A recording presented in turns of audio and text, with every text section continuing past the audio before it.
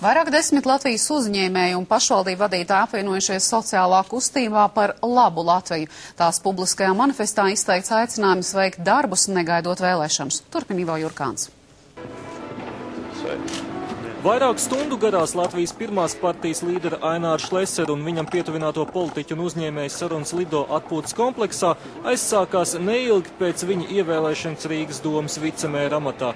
To sākotnējā iecer bija neformālā gaisotnē pārunāt uzņēmēju darbības problēmas un politiķi iespējas tās risināt.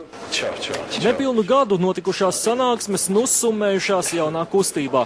Tās nosaukums par labu Latviju, kuras dibināšanas manifestu parakstījuši vairāk 10 uzņēmēji un pašvaldības vadītāji. Tostarp Lido dibinātājs Gunārs Ķirsons, kā arī Jūrmālas, Daugavpils, Jēkabpils, Kuldīgas, Ogres un Valmieras mēri. Par jaundibinātās kustības mērķiem un iecerēm tās dalībnieki pagaidām ir nerunīgi. Interneta lapu, to tā vien īsts uzsaukums un kustības dalībnieku vārdi.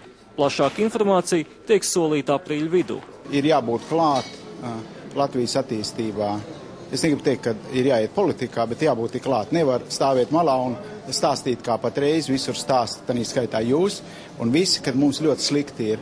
Piedalāmies ar jums kopā, piedalāmies ar visādām partijām, ar visām, un mēs esam gatavi un atvērti un strādāt ar visiem kopā. Un es domāju, ka tas ir apsveicami, ka mēs katrs uzņemamies atbildību un pasakam sev, ka esam bijuši vainīgi pie tā, kas ir noticis Latvijā. Ainārs Šlesers, tāpat kā Tautas partijas priekšsēdētājs Andris Šķēle, kas arī piedalījās šīs dienas pasākumā, organizācijas manifestam gan vēl nav pievienojušies, un to varētu izdarīt maijā pēc partiju kongresiem, tā pieļauj viņa pārstāvi.